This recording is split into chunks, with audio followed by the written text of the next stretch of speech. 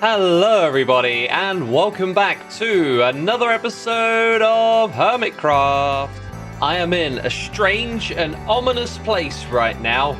It's just the underneath of the spawn chunks.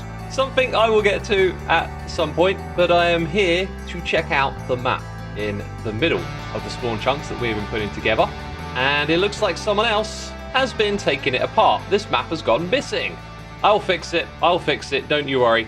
I've got something amazing to share with you involving the maps today. I'm calling it Invisible Ink because you can't even see it. Well, that's misleading. You can actually see it on the map, so pay attention. Somewhere around here. What is it we're looking for? It doesn't really stand out in its current form. That, my friends, is our first prototype for Invisible Ink. It's supposed to label my base, but it doesn't stand out. It's probably not big enough. Let's fly over to the base. You can see we've got the 3 different sections, and it's just behind it, in around this area, that my name would appear on the map, right? But I don't see any signs of anything being here, other than mobs trying to ruin my day. Now that the sun has arisen to burn all the skeletons and zombies, we can take a closer look, a proper look at this area, because it's not dark, and it's just grass everywhere, right? Where is this thing written? Oh, you think you're so clever, don't you? Oh, X, it's above your head. It's up there in the sky. No? Look, we're in the right spot, but there's nothing up here. This, my friends, is the magic of the invisible ink. Let us now fly upwards with our rockets, get further and further into the sky, and oh, what's that right there? Oh, it's disappeared. Yes, this is the magic right here, and I've got a way to take this idea to the next level, because currently it is just chests that we are using. And these things, well, they only render at a certain distance from the player. So as we approach it, which is kind of awkward, because I don't know exactly where it is, you can see they come into existence, which looks super cool. And so this right here spells out the letters of my name, and it will appear on a map. But best of all, it won't appear when I'm down here. Bye-bye. So we now have a way to label the maps here, but without leaving some sort of obvious mark on the landscape. I mean, we could really scale this up, make this a lot bigger, and you wouldn't even see it in the world. And that, my friends, is exactly what we're going to do in this episode of Hermitcraft. Now, this has been happening to me a fair bit recently. Unreachable authentication servers. There have been rumors of DDoS attacks targeting Mojang, and I've experienced this issue more often than usual. But it's not been a problem, because I have a VPN. This video is sponsored by Private Internet Access. When I have trouble connecting to a server, I fire up their app and choose from one of their many locations across the globe. This can change what authentication server the game connects to, and thus circumvent the problem. A virtual private network, VPN for short, will hide your IP address and safeguard your online activities through an encrypted internet connection. This shields your digital life and personal data from the prying eyes of unwanted onlookers. Private Internet Access has over 90 servers worldwide you can connect to. Because they are physically located in different countries, this has the added bonus of accessing region-locked content. Streaming services like Netflix, Amazon Prime, and Disney Plus have different content available. If I connect to a Canadian server, I can watch one of my favorite movies, The Shawshank Redemption, but with a UK IP address, it's not accessible. A VPN is a handy tool to get around these problems and get more out of your streaming services. You can use one Private Internet Access subscription on an unlimited amount of devices at the same time. Their app is available for all platforms, including mobile devices. By using my link in the description box below, you can get an 83% discount. That's just over $2 a month. You also get 4 extra months completely free. So protect your online activity and add a useful tool to your tool belt by signing up today. Thanks to Private Internet Access for sponsoring this video. Now let's get back to the episode. Right then, we're going to take this idea to the next level, because this is Hermitcraft and that's what we do. But first, we have got to update this map because there is something missing. Aha! The art gallery. Come on, we got to see what this looks like on the map. Oh, and it would just happen to be the one, yeah, with a hopper directly below it. This, by the way, is to collect items that go through the end portal, so they won't despawn here at spawn. They'll go into a chest. Oh, well, so much for the big reveal. We're actually right next to this thing already. Okay, we got 2 maps here. Let's make sure both of them are updated. This thing is massive. I think it stretches over into the next 2 a little bit as well. Yeah, it definitely does. There is loads and loads of stuff here that probably needs updating, but for now we're just going to do the art gallery, and it looks so cool from this above view. This build looks good from any view, really. I am successfully being distracted by the amazing Hermitcraft world again. Let's get back on track. I want to show you how we take the invisible ink idea to the next level. This is going to involve a lot of chests, which fortunately I have auto-crafted over here at Loglands. Alright, this is more like it. And now that I've taken some out, those are just going to continue auto-crafting. Gotta love this system, right? The other things we need are shulker shells. We got plenty of these. And dyes, which will allow us to add 16 extra colors of invisible ink. Scrap that, it's actually 17 because we got this as well. So before we go crazy in survival mode, let's actually check this out in creative so we can see what the colors look like on a map before we start using them. Oh dear, I laid those out so poorly. Now they're in a proper grid, right? A 4x4 for the color with the extra bits on top. So now when we look at this, we can see that the trap chests, I think, have the same color as chests. Yeah, pretty sure those are the same. There is something going on here with height differences, changing the appearance of these colors too. I'm not sure that's something we can intentionally take advantage of though. Let's add an extra line of blocks at the back. Yeah, it kind of moves the lighter colors to the back. So this will be the darker shade. Yep, there it is. And then when we go and add more blocks at the back, it will only be this last line that is lighter. And unfortunately, I don't think that changing color is going to be useful for us. I am potentially going to end up going on a bit of a tangent here that's going to distract me from all the stuff that I've figured out. Look at that. There's a slight difference in color between decorated pots and red shulkers. And they share this property that when we get far enough away, they disappear. The other blocks that have this disappearing property are mob heads, banners, and beds. And then over here, we've got signs. Now, we won't make use of these two because banners appear the same color as chests, and the beds have this stripiness, so we don't have like fine control over the colors there. The mob heads don't even appear at all, and then signs. Signs can give us a few more colors too. But signs need a block to be attached to. So I had this idea of using these blocks here as a color palette. We've now added the ender chest and chest to the equation, but I don't think I'm going to go beyond that because it's not going to broaden our overall color palette. So dyes are easy enough. I've got shulkers galore thanks to the shulker farm that I built with beef earlier in the season.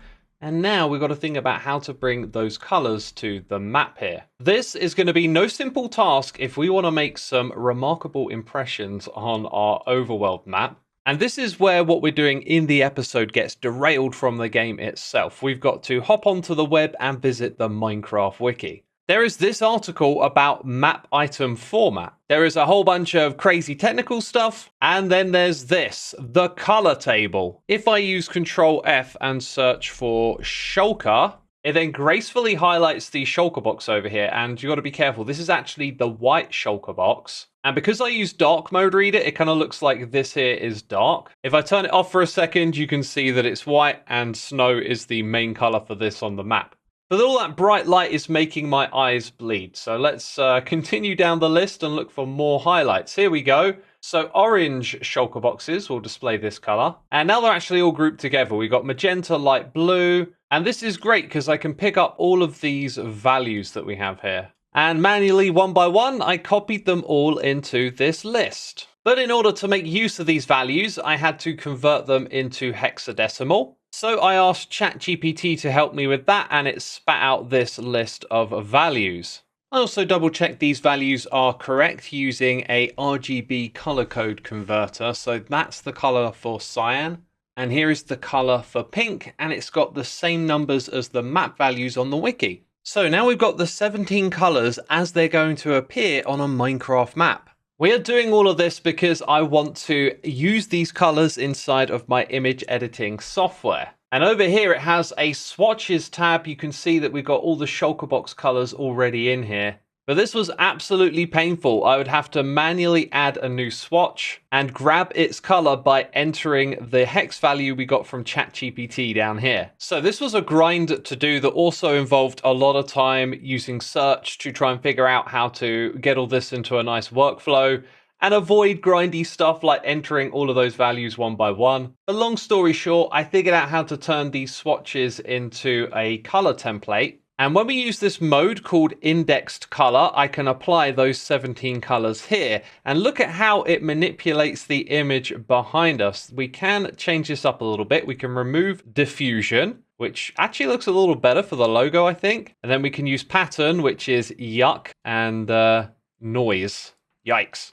Now, one thing I really wanted to do was find a mask that could like turn our image into those 17 colors on the fly. This is called a gradient map, by the way, so you can select like a different blend of colors and look at how it manipulates the image here. If I just select a couple of the other fades, you can do really cool stuff with these masks. So call on you photo editing experts out there. If you know of a way to do this so that I can edit images on the fly and have it converted to those 17 colors, that would be absolutely amazing. Please do comment below if you know. I'll be reading those comments to find out. This would really help to broaden the type of things we could do with this methodology, because right now I have to go into this index color mode and sort of flip the preview like this to see what my image would look like. But let's get back on track here. The first invisible ink project we're going to do is adding the Hermitcraft logo to the world map itself. And our choices here are to use a little diffusion or none, and I hope you'll agree with me, it looks much better without. And we will want this logo to be massive, which brings up the question of where should we place it without it being obnoxious? At first I thought, let's put it top and center, but that would be over the top of B-Dubs' base. And if we imagine we look at this from a different orientation other than north, well, you've got the Death Scar over here, the gaming district there, and ZF space here. So I ended up deciding we need to put it away from all of these builds, and top right is not a bad location because there's a big empty ocean here. And that's when it hit me, since it's away from where anyone's building, we wouldn't need to use invisible ink. And then we could use a lot more materials and make the color palette much better for the logo. So that's an idea for another day. All right then, invisible ink. I think it's a good idea to label the communal areas. If we try and label every single hermit or every build, it would just be a mad amount of text to put on this map. So I am going to start with loglands, and I've got a really nice logo text to put over here. If this font looks familiar, it's the same one we used earlier in the season for Goliath. And the colors in this gradient here are from our palette. So when we go to index the color, you can see we get this kind of effect going.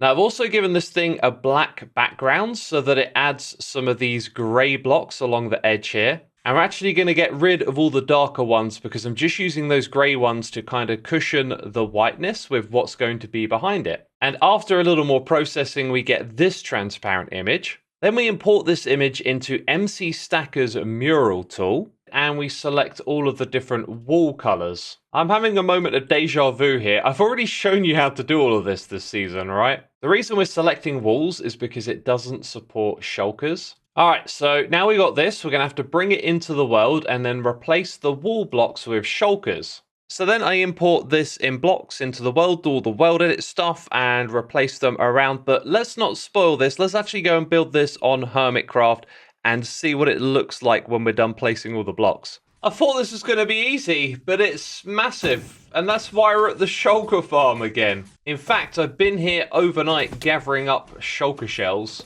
And I'm pretty sure... Whew, that was kind of close. I'm pretty sure that something has changed in 1.21 because we're not getting quite as many shells as we used to out of this farm, but we've still got an absolute ridiculous amount. And speaking of ridiculous numbers, I need 2 full shulker boxes of shulker shells and therefore a full box of chests as well. But luckily we got log lands full of logs, which I crafted into chests. And all of these boxes need to be colored, so I've got a full box of dyes and then some. So I'm going to double check my numbers. But yeah, this is kind of insane. This was supposed to be a small thing just to put a name on a map. And building it is going to be kind of weird as well, because I can only have a certain amount of these shulkers in my inventory at one time. I'm going to be doing a lot of crafting on the fly and a lot of shuffling blocks into my hotbar. But wish me luck, it's time to pack up, head over to the location, and start building this thing.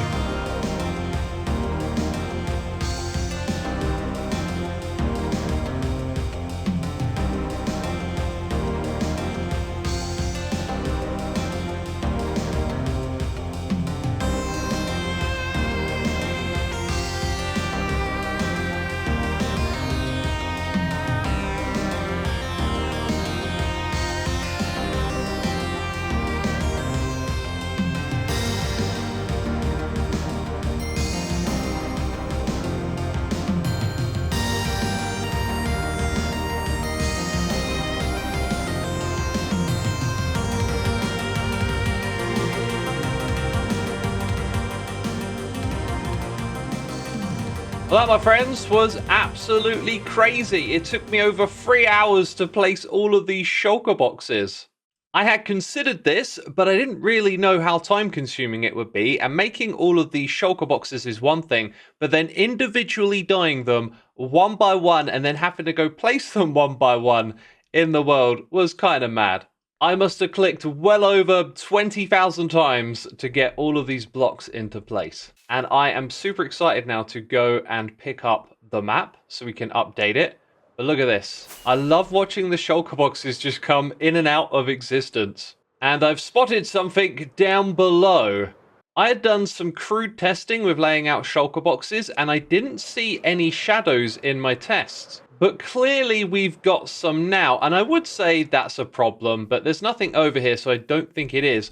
However, this is a way to manipulate how the terrain here looks. Now, over there, it does look like a shadow, and so you look up and there's nothing above it, which feels strange. But when it's just a milder amount, it kind of looks like some natural shading. Oh, and apparently we've got mobs spawning in this darkness now as well. So I guess there is going to be a downside to using a lot of this text, but I am happy with my one experiment for now. I don't know if I'll do that again because it was so much clicking. All right then, here are the two maps. Let's now go into the area. Oh, that is looking so cool.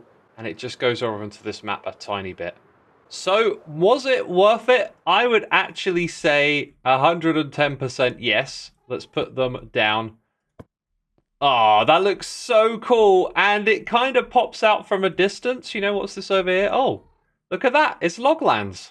And I think the little bits of grey around the edge were a good idea. I am stoked with how that's turned out. Well, that took a lot of time and effort, but I think our next one is going to be about 3 times as much. I'm talking about the Hermitcraft Season 10 logo. We want to put this on the map too. I originally headed back over to MC Stacker to work with this image, but when I saw all of these blocks, I realized it wasn't accounting for how they appear on a map.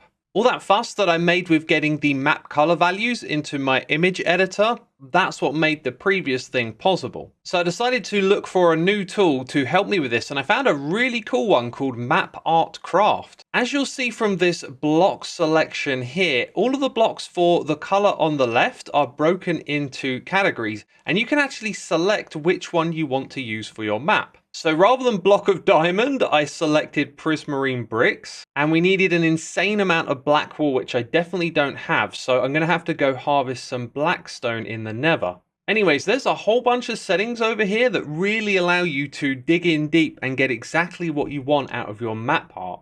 And better still, down here you get a materials list, right? I mean, this is just fantastic stuff. But this right here, maybe not so much. We need shulker boxes of these materials. And what would you know, I've actually managed to gather up all of these resources. And now I've got to place each and every single one of these blocks, which might not take me as long because I don't have to craft each individual one, dye them, and then manage swapping them around in my inventory. But yeah, this is 9 shulker boxes of blocks, so wish me luck. The plan was to jump into a time lapse, one with music, but I made two big mistakes. The first of which you're about to see is not putting the camera account in the middle of the area. So the chunks over on the right hand side aren't even loaded and you can't see them in the replay, which looks kind of silly. And issue number two is even more painful. If we flash back to the website that helped us make this map, you might notice something off with this image. The logo was stretched out. This is because the website was converting the height of the image that I gave it to stretch out for the whole length of a map. And this thing is about half the height of a map. So I needed to redo the whole thing before I got going, which is when it hit me, I've only collected half the resources needed for this project. That's because I took all the materials that I needed from that page, which was generating one of these images at a time because we needed it to spread across two maps. But then again, the image was stretched out, meaning that most of the blocks were doubled up. So I'm kind of okay on that front. But to make a long story short, I needed to go get a whole bunch of resources once again. And so it's been a very grindy day of block placing and block gathering. And finally, I was able to fill in the letters of Hermitcraft Season 10. I have been at this all day, and if there's one thing us YouTubers can learn to do, it's to take a break from time to time. I really want to grind out the last of these blocks. There's lots of different textures that just need to be thrown in to these gaps to help the colors blend and merge together on the map, but I'm exhausted and I need to take a break. And every evening for the last couple of weeks, I've been playing Satisfactory with my fellow hermits, and it's been an absolute blast, and I'm not going to miss out on it. So I'm going to get this episode ready for you to watch, and then on my next live stream, which will be the day after this one on Tuesday, we'll finish up the last of these details on that stream. But let's go and check out the maps, because I know you want to see them. They actually look pretty decent, even though they're not finished right now. Oh, and speaking of live streams and Satisfactory, I guess I plan on doing a live stream this evening as well. Monday, the day that you're watching this episode, I'll be streaming Satisfactory. And I've mostly been playing that game for the building. If you haven't seen how powerful building is in it, I highly recommend coming out and checking the factories out that we have been building. It's been an absolute blast. But enough about my live streams. Let's go ahead and put these down. We can now get an idea of what it's going to look like. That is amazing. Totally worth it. It's not finished just yet, but even now it looks pretty cool. We have put a marker on this giant map here. And when you look at it from above like this, it totally feels like it belongs, right? It's been a crazy episode. We've been learning how to get art onto maps, and both of them have turned out really good, but we'll see this one finished in the next episode. And in that episode, I will be revealing which art will make its way into the art gallery over here. And that includes the art that you choose from the community posts. So make sure to look out for that on my channel. If you are subscribed to the channel, I imagine it will make your chances of seeing that even higher. So, you know, hit the subscribe button. But yeah, that's going to be it from me this episode of Hermitcraft. Really do hope you enjoyed it. And I'll see you soon with the next one, where we're going to be revealing the art that goes into the art gallery.